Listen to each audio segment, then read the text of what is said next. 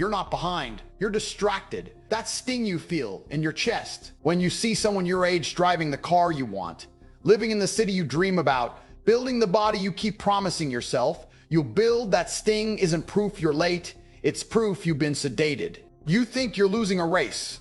Reality, you never even entered the arena. And that's the part nobody wants to admit. You're not a victim of bad timing. You're not crushed by destiny. You're not stuck because the world is unfair. You're stuck because your attention has been hijacked. Your focus has been fractured. Your mind, the most powerful weapon you possess, has been rented out to insignificant distractions. And you call it normal. You wake up and the first thing you do is grab your phone, not to build, not to strategize, not to execute, but to consume. You inject other people's lives into your brain before you've even commanded your own. You let notifications dictate your emotional state. You let algorithms decide what you think about. You've outsourced your consciousness.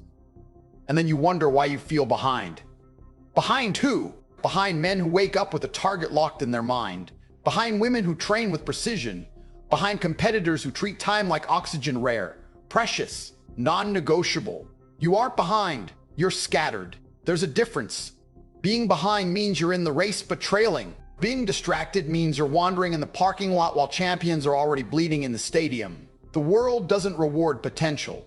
It rewards directed force, concentrated energy, relentless execution. Sunlight warms your skin. A laser burns through steel. Same energy, different focus. Right now, you're sunlight. Warm, harmless, everywhere. You need to become the laser, and that transformation isn't comfortable. It requires subtraction. It requires subtraction. It requires silence. It requires saying no to dopamine hits that feel small but cost you monumental futures. Here's the harsh truth nobody wants to admit. Comfort is the enemy of conquest. The modern world has engineered a padded prison, not with bars, with pleasures, cheap entertainment, endless scrolling, fast food, easy validation, low-level stimulation on demand. You think you're relaxing. You're decaying. Because evolution never built you for comfort. It built you for pursuit, for tension, for the hunt. Your nervous system is wired for challenge, for stakes, for the possibility of loss and the ecstasy of victory. Instead, you give it memes, and then you feel anxious. Of course you do. A war machine rusts when it isn't deployed. You are built to spectate. You are built to dominate your lane. But domination demands obsession, and obsession demands the elimination of distraction. Let me tell you something brutal. The reason someone else is ahead in wealth, in physique, in status and skill isn't magic. It's not luck. It's allocation. They allocate their attention better than you. That's it. Attention is currency, time is the bank, energy is the investment. You're spending yours on trivialities and wondering why your portfolio of life is empty.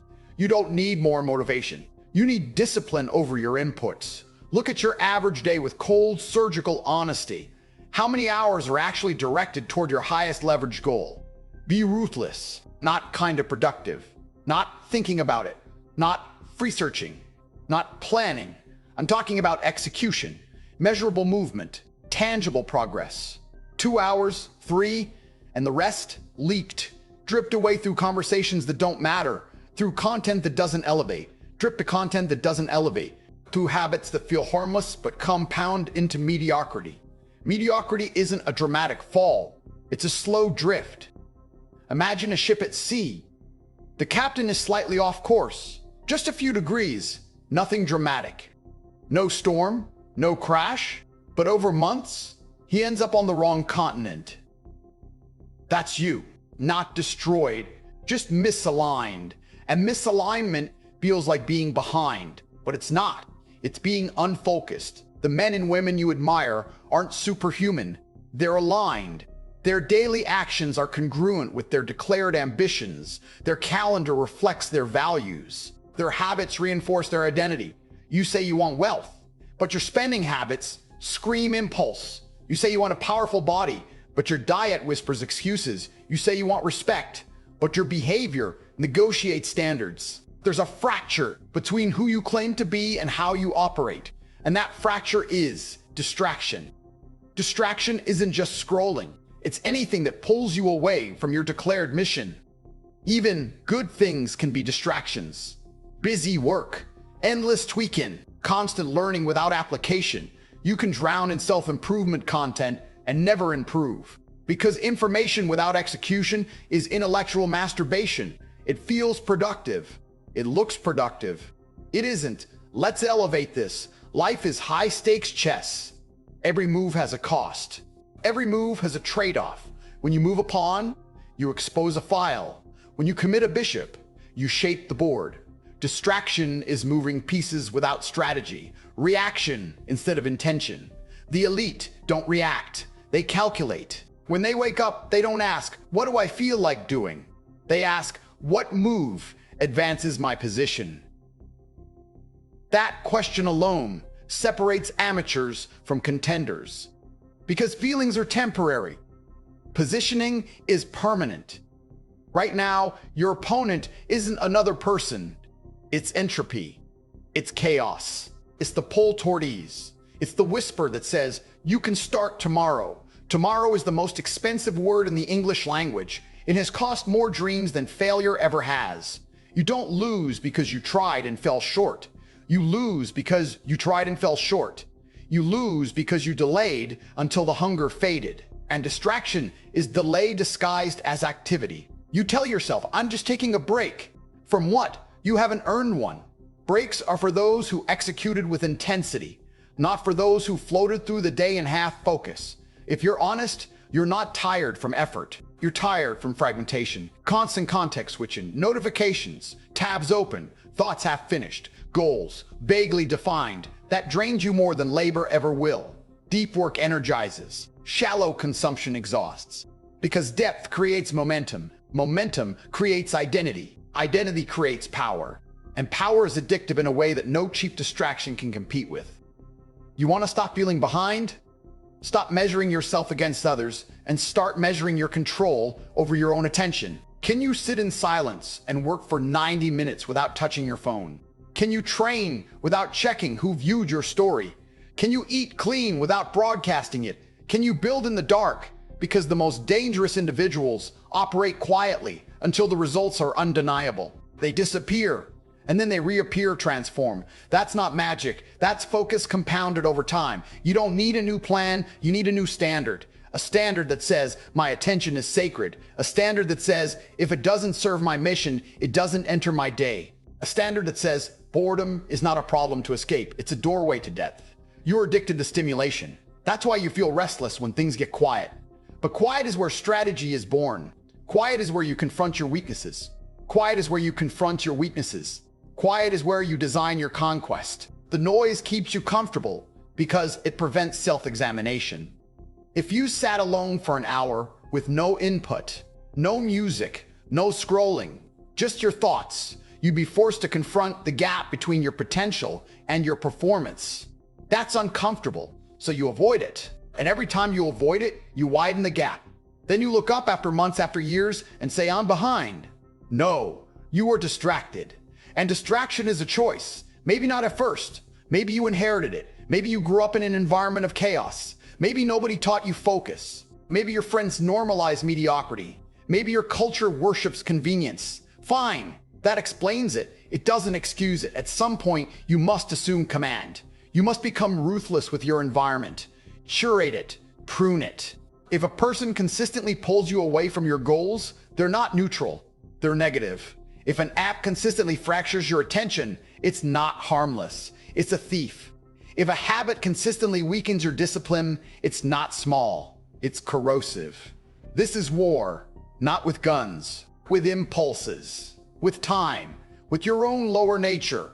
And war demands strategy. You don't step onto a battlefield casually. You prepare, you fortify, you eliminate vulnerabilities. So why are you casual with your days? Why are you casual with your Brady's? Why are you casual with your mornings? Why are you casual with your future? You say you want a monumental life, but you treat your hours like they're disposable.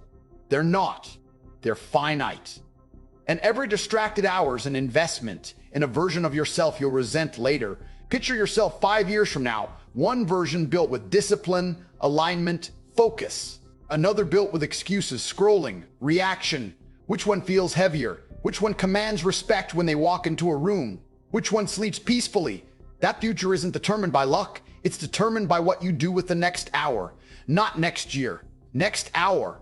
You're not behind. You're at a crossroads. One path is easy, stimulating, crowded. The other is focused, quiet, isolating. But isolating for a season creates domination for a lifetime. And that's the trade. You can have attention from strangers now, or respect from the world later. You can have comfort today, or conquest tomorrow, but you cannot have both. Your internal frame must shift from "am I late?" to "am I aligned?" From "why am I not there yet?" to "what did I execute today?" From "who is ahead of me?" to "what did I execute today?" From "who is ahead of me?" to "where did I leak focus?" That shift alone changes everything. Because when you take responsibility for your attention, you reclaim your trajectory. You stop being a leaf in the wind, you become the storm. And storms don't apologize. They don't compare, they move with force, they reshape landscapes. That's what happens when a distracted mind becomes a directed one. The energy was always there. The ambition was always there. The potential was always there. It was just scattered. Now imagine compressing it. Imagine waking up with a singular target and attacking it with precision. Imagine eliminating one distraction per week, one habit per month, one weakness per quarter. Compounded over a year, you wouldn't recognize yourself. And that's the point. You don't need to catch up. You need to lock in. Because once you lock in, time bends in your favor. Focus accelerates progress. Clarity multiplies effort. Discipline compounds results. And suddenly the people you thought were ahead start wondering what happened to you. They think you got lucky. They didn't see the months you disappeared. They didn't see the nights you chose work over noise. They didn't see the internal battles you fought when every part of you wanted ease. But you'll know. And that knowing creates unshakable confidence, not arrogance, certainty. The certainty of someone who controls their mind. And in a world addicted to distraction, the man or woman who can control their mind is already elite. So stop telling yourself you're behind. Start asking yourself you're behind. Start asking yourself where you're bleeding focus. Audit your day, audit your circle, audit your habits, and then cut. Cut ruthlessly. Because every cut creates clarity, and clarity creates power. And power, directed properly, creates outcomes that look impossible to the insignificant masses who never escape the glow of their screens. Good. Now understand something. This only works if you actually move. Not tomorrow. Not Monday. Not when you feel ready. Right now. Because information without execution is self-deception. You just listened to all of this. You felt the fire. You felt exposed. Maybe even attacked. Good. That means you're awake. But awareness without action is another form of distraction. So here's the line in the sand. After this ends, you have two choices. Choice one, close the video, scroll to something comfortable, let the intensity fade, go back to the same patterns, and a year from now, you'll still be saying, "I'm not where I want to be." Choice two, you sit up straighter, you delete one distraction, you write down one target, you execute for the next 60 minutes like your identity depends on it. Because it does. You don't need a new year. You don't need motivation.